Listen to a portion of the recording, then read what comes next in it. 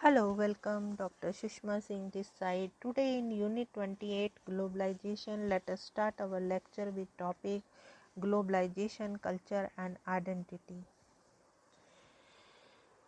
Most discussion on the impact of globalization on the cultural and social identity of people relate to the questions such as: will globalization eventually bring about a cultural homogenization among societies which today enjoy the cultural diversity?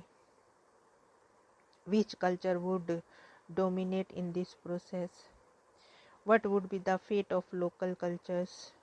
Will they face a total loss of identity? What about the cultural minority groups, religious groups and ethnicities? Will they face extinction through homogenization? Finally, is globalization of culture a new incarnation of westernization, a mark of cultural imperialism? There are widely divergent views on the cultural dimension of reforms in the context of globalization. Peters identifies three clashing notions of cultural change in the era of globalization. First is known as homogenization paradigm, which refers to increasing global interdependence and interconnectedness that would lead toward growing cultural standardization and uniformization. This is also manifest in the increasing homogeneity of the world value like rationalization, market competition, commodification, and democratic or human rights.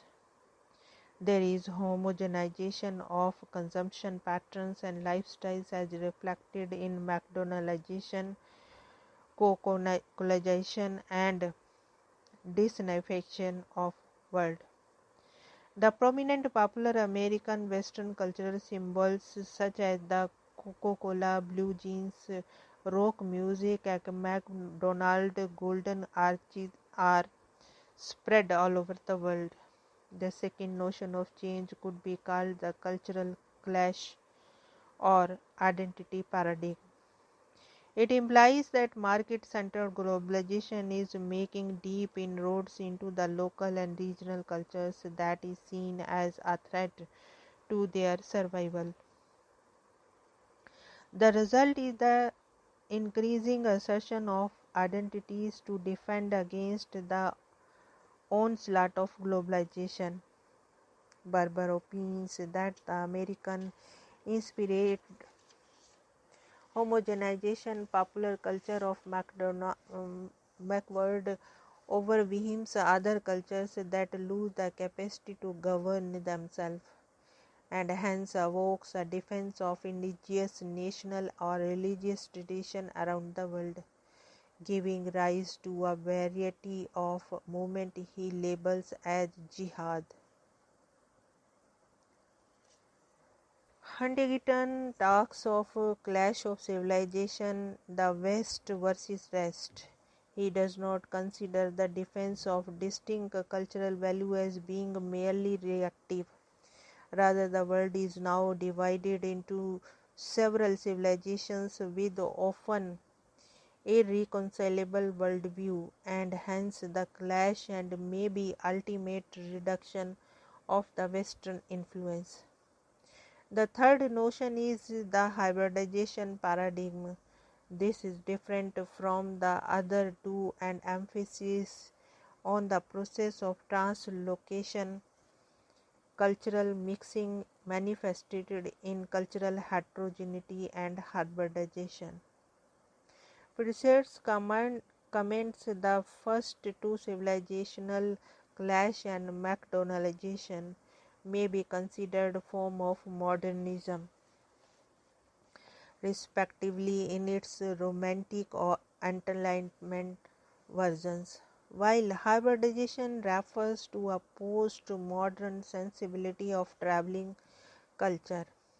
Hybridization is known by analyses like synchronization, creolization, métissage, cross over, etc.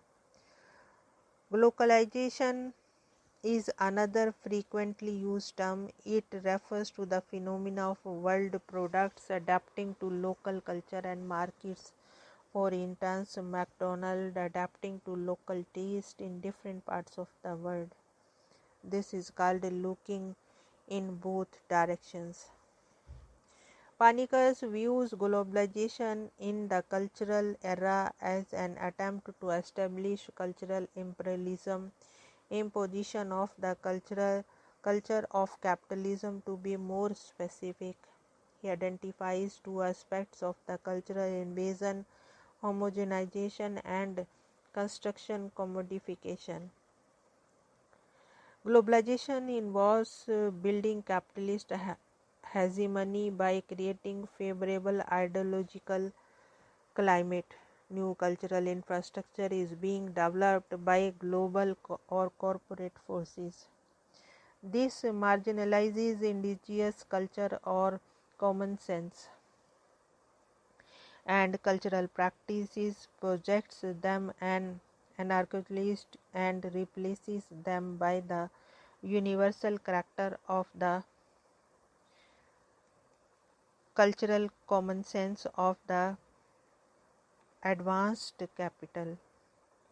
Corporate giants run the global cultural industry, exploiting the third world market through different products, pizza to pornography. Mohan also deliberates upon the issue of cultural invasion under globalization. The project of Western modernity, in his view, is seeking to standardize cultural patterns, perceptions, expectations, and responses in the third world. The basic philosophy here is that of consumer capitalism. Further, Panikkar observes that in the dissemination of the dominant global culture, there is collaboration of the Indian bourgeoisie and the middle class. There is no free cultural interaction. Further, there is produced new construction of the traditional indigenous cultural forms. This reflects deconstructualization and dehistoricization of the indigenous culture. Indigenous popular culture is turned into commodities for the global media and generates huge profit to the corporates and their junior partners. The process leading to cultural fossilization of the third world, which has the political implication of undermining resistance both to global domination and also within. Moreover, the emerging cultural crisis is leading to search for roots, identity, and hence fundamentalism. There is convergence of interest and collision between the communal and global forces, which may destroy the very foundations of the republic, for instance, in India. Further, in the cultural domain, it is observed that particularly the media sector is undergoing rapid transformation under globalization. There are highly contrasting views on this issue. One view is that mass media forms are driving force of cultural homogenization and hegemony over the third world.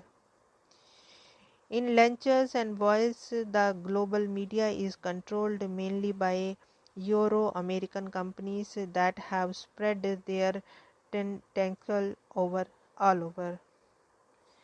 They impose their powerful images, sounds, and advertising on people who succumb to their masses that are meant to enhance the profit of capitalists. The main trends in recent years has been larger cross-border flow of media output, the growth of media TNCs, and increasing spread and intensification of commercialization. There is increasing control and monopolization of the sector by a handful of transnational corporations which treat media as any other business, based solely on the principle of profit maximization.